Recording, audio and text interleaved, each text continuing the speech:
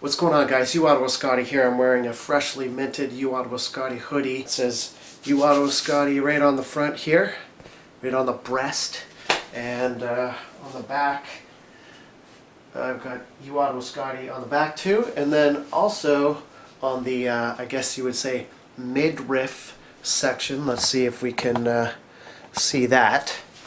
It says YouTube and Table 19. I just printed all of those today, and as you can see, there's quite a few other examples on the couch over here.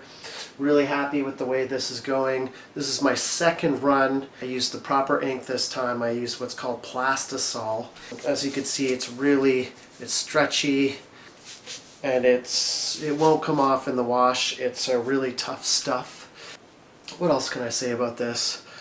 I think these aren't for sale. These are going to friends and family. I'm very close to being able to buy some quality shirts, a good quality Gildan shirt or hoodie. These I picked up from a store in Maniwaki called Heart. They just sell cheap clothing. So I got all these shirts here for like $100 and well, like $110. And it's just for practice here, guys, but it's going really well. So each one of these shirts has the UOttawaScotty logo on the front, and once again on the midriff section it says, well, YouTube and Table 19. So it says UOttawaScotty, got the UOttawaScotty logo on the front and the back. I've got many examples here. Another hoodie hanging out there. If you want to stick around in this video and see how I made these, that's the primary reason for this video, is just showing how these were made, the whole process behind it, all the mistakes that I made. You're kind of following me along in the process of learning this skill. I did learn a whole bunch of new stuff about graphic design that I would like to share with you guys as well. Second run, much better than the first run that I did. I think the third run is going to be actually for sale. So we'll see how these do in the wash, but I'm very confident that they're going to do really well. This Plastisol stuff is really great. Stay tuned to the video here. I'm going to show you how I made these, and we'll see you soon. Okay, we're going to start out this video by working with the photographic emulsion. I'm not exactly sure what this stuff is called, but it's a photosensitive, or I should say UV sensitive compound. It's really interesting, actually, how this stuff works. Now on camera here, it looks like I'm working in white light. I'm not sure why that shows up the way it does, but I'm actually not working in white light. I'm working in yellow light here. It's fairly interesting how the camera picks that up. But anyways, this stuff here is UV sensitive, so it hardens in UV light, and that should screw up just like I did right there. And the whole point of using this aluminum scoop coater here is to apply a nice even layer of this emulsion to the screen, which I'm not doing a very good job of here. I did this wrong-handed. So anyways, this is only my second time doing this, so being a little hard on myself here. But anyways, any mistakes are made here, it can be easily cleaned up just by going over and over and over it. You should be able to do this with 2 good clean strokes, and the whole goal is just to apply a really even coat to the screen. See, I'm just waiting for the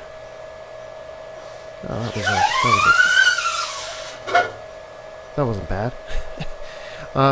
Anyways, yeah, so you have to work in a dark room or in yellow light so that this photo emulsion stuff doesn't harden on the screen. But you do kind of like want it to dry for the next step. So after this, I left it in front of the fan for about an hour just so that it could tack up. And of course I did that in the dark so it wouldn't solidify. What we're going to do here in a minute is once this is dry, you're going to see I'm going to put the artwork that's on a transparency in this room in my basement under a piece of glass here, and then expose it to the light. And what that's going to do is that's going to harden the emulsion everywhere except for where the transparency is. So you can kind of see the outline of the transparency on the screen. Now I'm using a brush here, and I don't think I'll use the brush again. The brush is a little aggressive. I found that I've sort of brushed off the top layer of the emulsion here. Fortunately, there's a layer underneath as well, but a little too aggressive with the brush. All you need is water. This photo emulsion stuff really hates water. It'll soften right up and just wash right off in water. It's fairly interesting. So you can see, even just with me sort of putting a little bit of water on it here, it's cleaning right out. Alright, so that's pretty good. Next time I do that, I'll just use the tap. And so like this stuff really softens up in the water, so I'm just putting it back underneath the light here to harden up the surrounding areas. And you could see that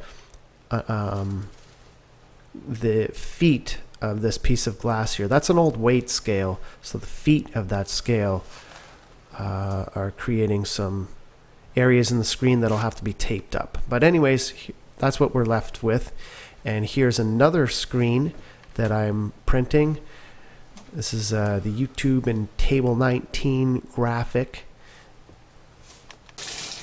And here you can see I'm just using water to wash this screen out, and it works just fine. Really cool, actually. Really interesting process. Just using the compressor to blow out some of the water from the screen, and looking pretty good.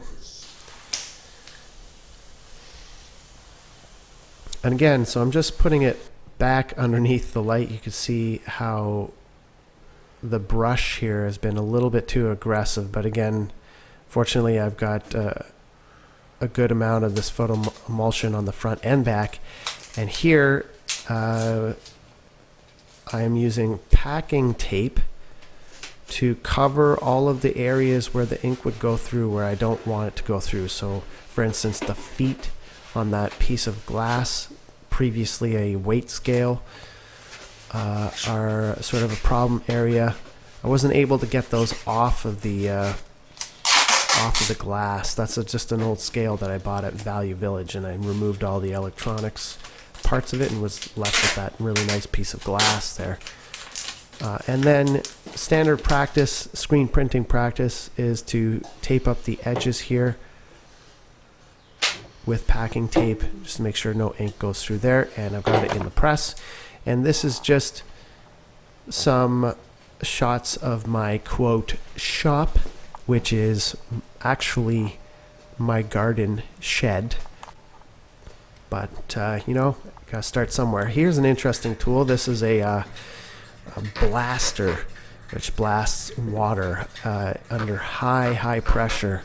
Made the mistake of putting my hand in front of that thing at one point. So that's actually just to blast off mistakes, which is good for me to have that tool around, because there are a lot of mistakes. And here I'm just applying the ink, or I shouldn't say ink. This is not ink. This is what you would call plastisol. And this is really interesting stuff too. This is I'm not sure what this stuff is. It's sort of a rubbery compound that does not dry unless it's cured with heat. Here I am coating the press with a little bit of spray adhesive. Just helps the shirt to stick down and stay flat. Loading up the screen here. Oh, sorry, that was actually a printing stroke. That's one of my first prints, actually, right there. Putting it in the conveyor dryer here, and this is my first time using this plastisol stuff. It's really interesting. The heat activates it and it cures, and I'm actually using this tool to blast off some of these mistakes that I'm making, just to clean the shirt up a little bit. Sometimes if you fold it the wrong way, or you can get some of the plastisol in areas you don't want it. So anyways, here's another shirt going through the conveyor dryer, and I've got shirts coming out the other side, and as soon as they come out the other side, you got to kind of play with the speed of the conveyor and the heat to get this just right, but they're coming out just fine here. And we do the stretch test with this. Here's an interesting shot of the conveyor dryer in action. If you look closely, you can see a lot of smoke coming off where the plastisol is. And I think that's a chemical reaction. The heat is activating the plastisol, and it is, I don't want to say drying. I think drying is the wrong word, but curing. Because when it comes out the other end, it's solid. Like it is not coming off. It's on the shirt.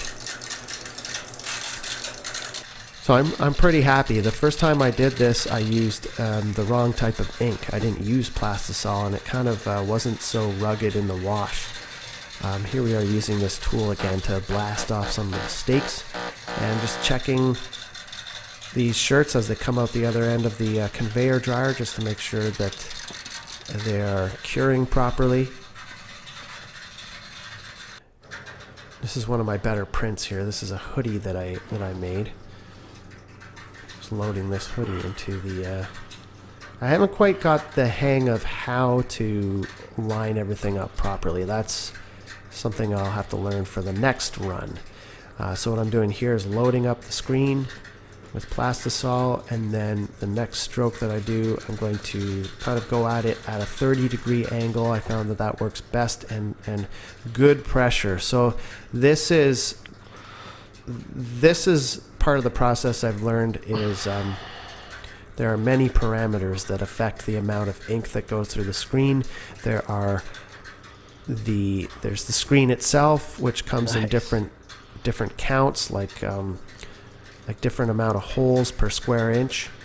So the fineness or coarseness of the screen makes a huge difference in the amount of ink that goes through, as well as the detail that can be achieved in the artwork, and the shape of the squeegee as well. There's different shapes of squeegee and different all kinds of different parameters to do with the squeegee itself. So it's a real balancing act of all these different parameters, actually. And I'm just doing this all by eye right now. Loading up the screen here. The plastisol, and then again, I go pretty slow and with a good amount of pressure. Like I'm pressing there. I'm pressing down really hard to get that plastisol to go through. So, and that's all just trial and error, figuring out what works best. There were a lot of misprints before these shirts, believe me.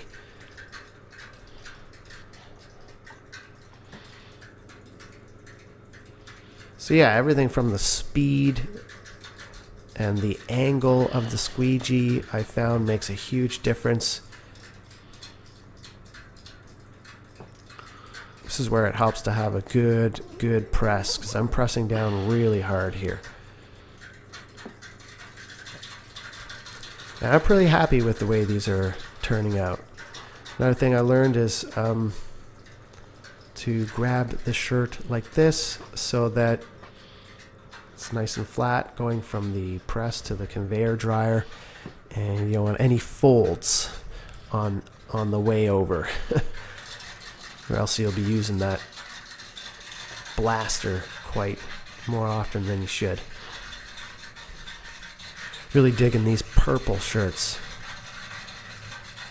And here I'm doing the stretch test. So you should be able to stretch this and the plastisol shouldn't crack. And that's kind of the test to see if this plastisol stuff is cured or not. And these are turning out just fine. I'm really pleased with how these are turning out right now.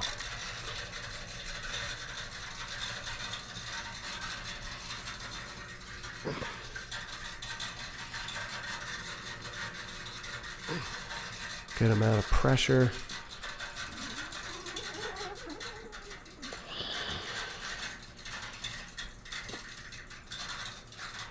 Beauty.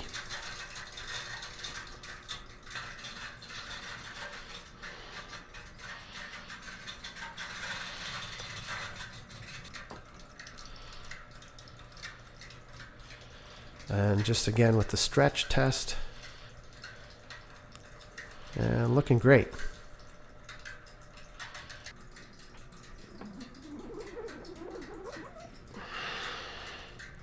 This is probably one of my best prints right here. Another thing I've learned with this conveyor dryer is that with the hoodies and stuff, with the thicker garments, you gotta be really careful when you're putting it in that conveyor dryer. And anyways, here's the finished product. You can see it's stretchy and it's cured and it's not going anywhere. And that's about it. My GoPro ran out of batteries and I wasn't able to film the rest of the printing session here, but you saw in the starting of this video the end product. I ended up doing this UOttawaScotty logo on the backs of all these shirts as well as some Table 19 stuff. So anyways, that wraps up this video. Thanks for watching, guys, and I'll keep you posted on further developments in the screen printing stuff. We'll see you soon.